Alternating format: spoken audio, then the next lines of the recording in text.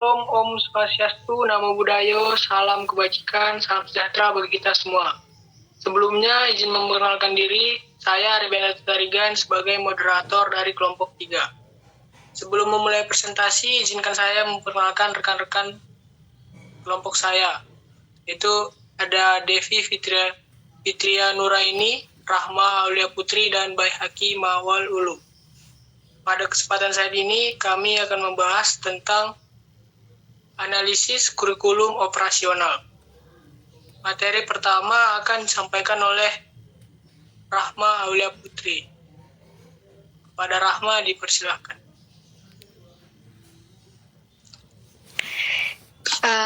Terima kasih moderator.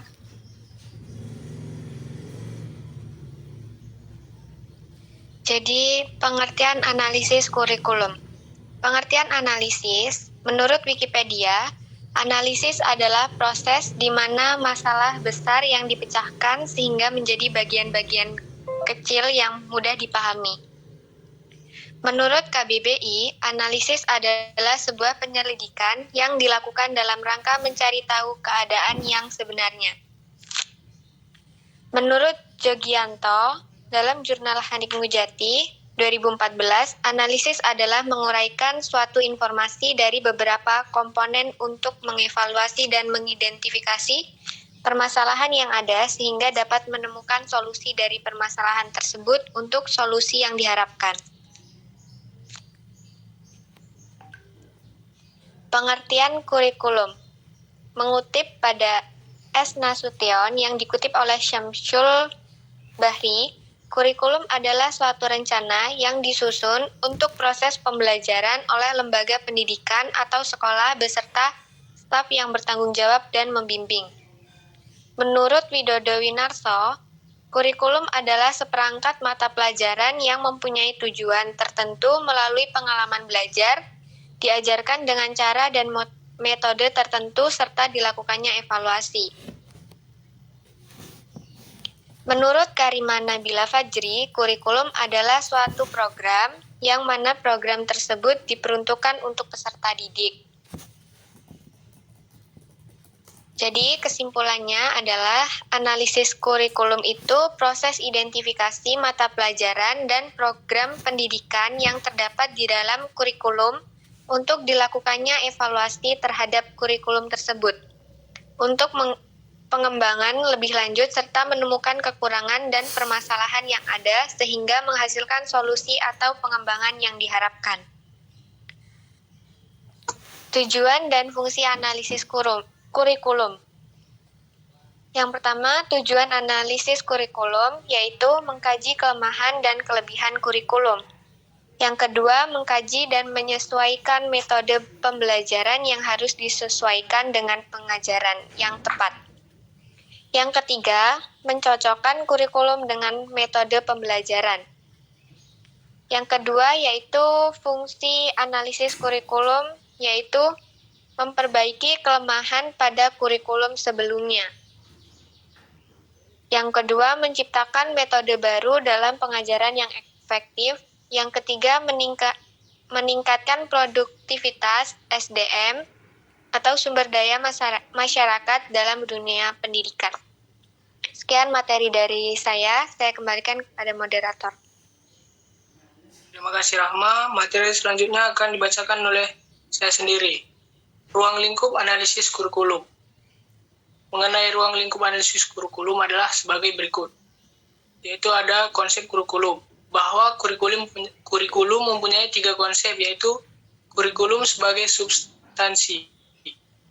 Adalah pandangan seseorang terhadap kurikulum adalah sebagai suatu rencana kegiatan pembelajaran bagi peserta didik di sekolah. Kurikulum juga dapat merujuk kepada dokumen yang di dalamnya berisi mengenai rumusan tentang tujuan, bahan ajar, kegiatan belajar mengajar, jadwal, dan evaluasi. Lalu ada kurikulum sebagai suatu sistem. Dalam penjelasan kurikulum sebagai suatu sistem, yaitu sebagai sistem kurikulum. Sistem kurikulum merupakan sistem yang mencakup bagian dari sistem persekolahan, sistem pendidikan, bahkan sistem masyarakat. Lalu ada kurikulum sebagai bidang studi. Kurikulum ini merupakan bidang kajian para ahli kurikulum serta ahli pendidikan dan pengajaran. Tujuan kurikulum sebagai bidang studi adalah mengembangkan ilmu tentang kurikulum dan sistem kurikulum. Lalu ada komponen kurikulum. Ada 4 komponen yang terdapat dalam kurikulum, yaitu 1. Tujuan. Dalam kurikulum pendidikan dasar dikenal kategori tujuan yaitu tujuan pendidikan nasional, tujuan internasional, serta tujuan pengajaran. Komponen tujuan merupakan bagian terpenting dalam suatu pendidikan, di mana tujuan ini dapat mengantarkan pendidikan kepada arah yang lebih jelas dan terstruktur. Yang kedua ada materi. Pada hakikatnya, materi adalah sebuah isi dari pengajaran yang akan didapatkan untuk mencapai tujuan. Lalu, metode. Metode merupakan komponen yang sangat krusial dalam kurikulum, sebab metode ini berhubungan secara langsung dengan implementasi kurikulum. Lalu ada evaluasi. Evaluasi kurikulum dimaksudkan untuk memeriksa tercapainya atau tidak tujuan dari pendidikan melalui kurikulum yang sudah dirancang sebelumnya. Lalu fungsi kurikulum. Fungsi kurikulum dijelaskan bahwasanya kurikulum mempunyai 6 fungsi, yaitu fungsi penyesuaian kurikulum. Berfungsi sebagai penyesuaian adalah setiap individu harus menyesuaikan dirinya terhadap lingkungan. Oleh karena itu, kurikulum berfungsi sebagai penyesuaian. Lalu yang kedua ada fungsi integrasi. Kurikulum ini memiliki fungsi untuk mendidik setiap individu menjadi pribadi yang terintegrasi. Dikarenakannya setiap individu merupakan bagian daripada masyarakat. Lalu ada fungsi diferensiasi. Kurikulum memberikan pelayanan kepada setiap perbedaan yang ada, agar setiap individu yang dapat berkembang dan berpikir kritis serta tidak menghilangkan solidaritas antar kelompok. Lalu ada fungsi persiapan. Fungsi kurikulum selanjutnya adalah sebagai persiapan. Di sini kurikulum menyiapkan individu untuk melanjutkan pendidikan ke jenjang yang lebih tinggi lagi. 5. Ada fungsi pemilihan. Fungsi selanjutnya adalah kurikulum, yang berfungsi sebagai pemilihan. Maknanya adalah kurikulum membebaskan peserta didik untuk belajar sesuai dengan kemampuannya dan membimbing kepada demokrasi. Berkaitan juga dengan fungsi kurikulum diferensiasi. Lalu ada fungsi diagnostik. Kurikulum berfungsi sebagai diagnostik, artinya kurikulum mempunyai fungsi untuk mengarahkan peserta didik dalam menyadari kekurangan dan kelebihan dari diri sendiri serta mendorong eksplorasi diri.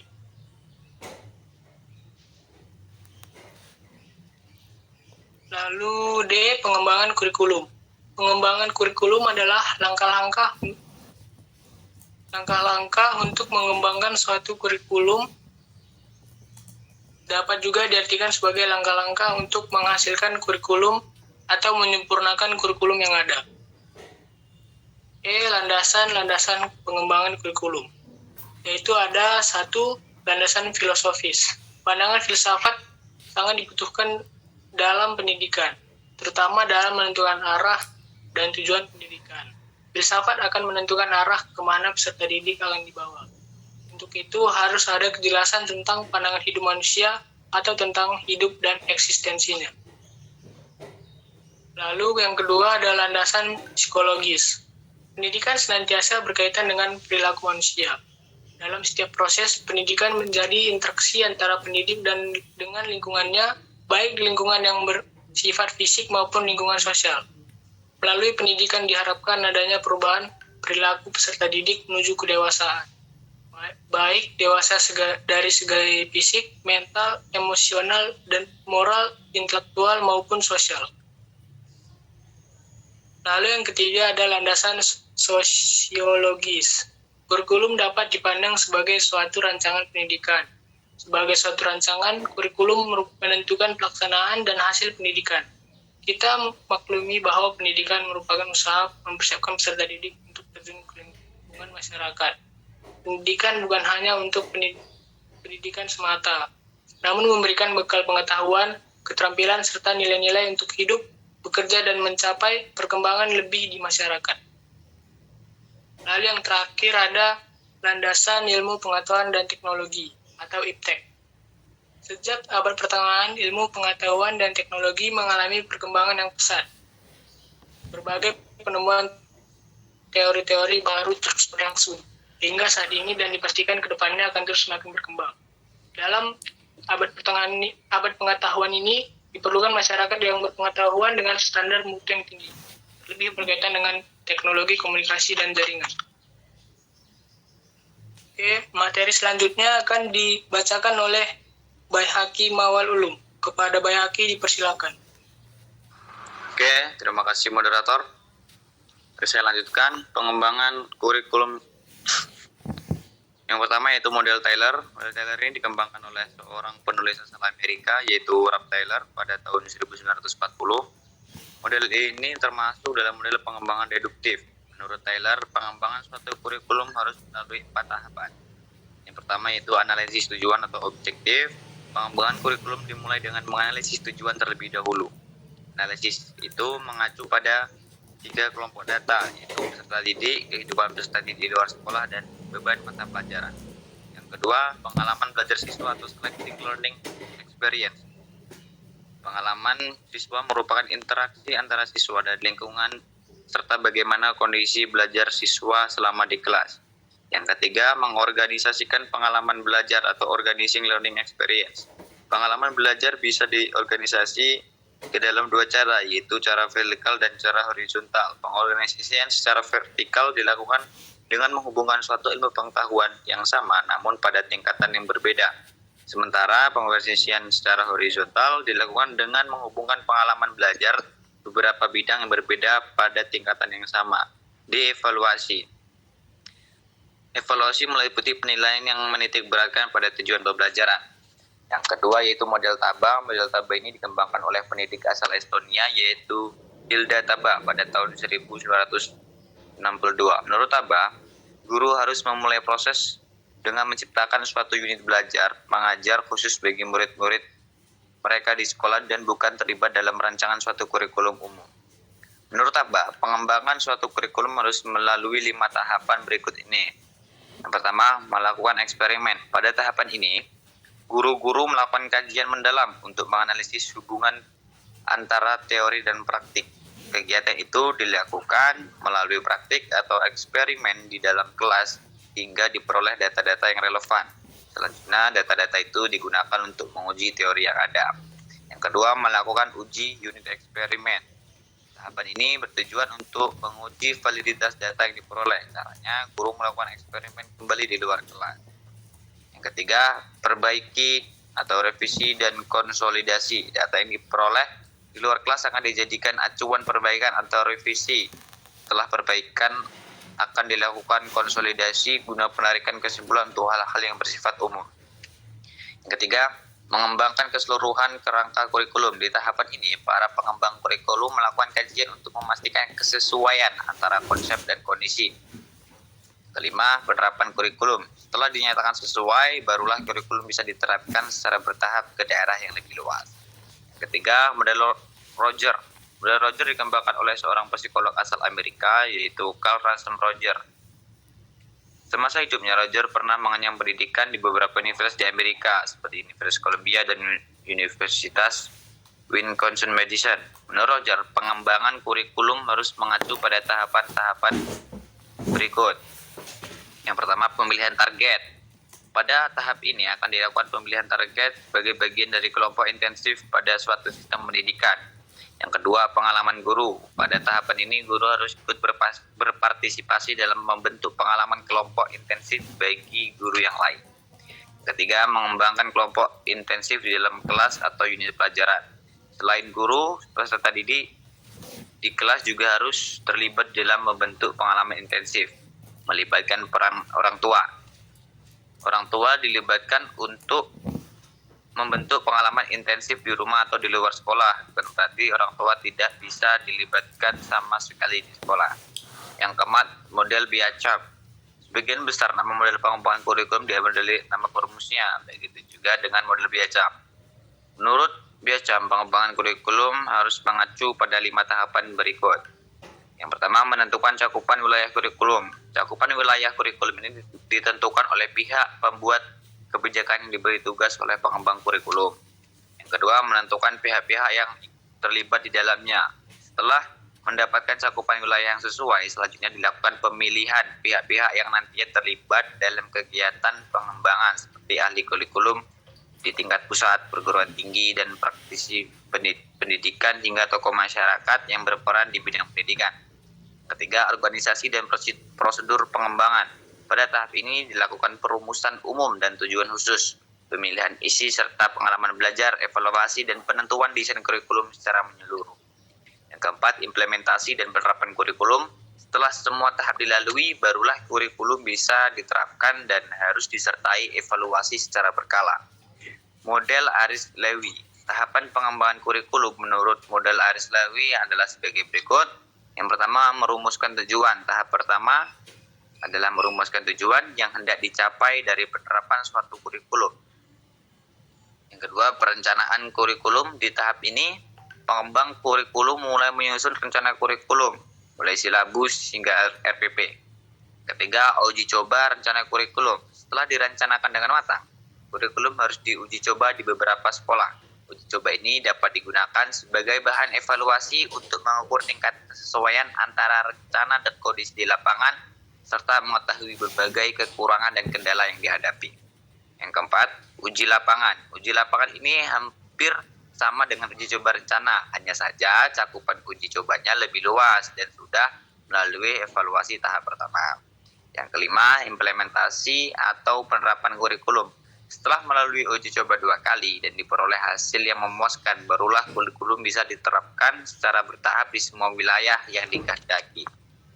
Sekian materi dari saya kembalikan ke moderator. Terima kasih. Materi selanjutnya akan dibacakan oleh Devi. Kepada Devi dipersilakan. Baik, terima kasih kepada moderator. Selanjutnya materi tentang luaran atau hasil analisis kurikulum akan saya sampaikan. Seiring berjalannya waktu, kurikulum di Indonesia pun semakin mengalami peningkatan. Perkembangan dalam bidang pendidikan selalu ditingkatkan agar sumber daya manusia di Indonesia mampu mengikuti perkembangan dunia. Pada umumnya, kurikulum paling tidak mengandung 6 komponen, yaitu tujuan, materi atau bahan, metode atau kegiatan belajar, sumber belajar, yang terdiri dari alat, bahan, sumber, penilaian, dan alokasi waktu. Kemudian, keluaran atau hasil daripada analisis kurikulum adalah banyaknya perbandingan yang ada dari kurikulum sebelumnya dengan kurikulum yang saat ini dipakai. Selain itu, dapat diketahuinya juga komponen serta tujuan dan fungsi kurikulum yang ada di Indonesia. Adanya analisis kurikulum ini dapat menjadi perbaikan dan menjadi referensi untuk pengembangan kurikulum berikutnya. Analisis kurikulum harus tetap dilakukan agar adanya kemajuan dalam pendidikan di Indonesia. Sebagai calon guru, hendaknya kita tahu bagaimana perkembangan kurikulum di Indonesia. Dalam analisis kali ini, kita dapat mengerti dan memahami tentang analisis kurikulum dan bagaimana cara kita memperkecil kekurangan dari kurikulum tersebut. Sekian materi yang dapat saya sampaikan, saya kembalikan ke moderator. Oke, terima kasih Devi. Sekian materi yang dapat kami sampaikan. Jika ada yang ingin ditanyakan, tanyakan di kelas ya. Sekian presentasi kami hari ini. Jika ada tutur kata yang salah, mohon dimaafkan. Kami ucapkan terima kasih.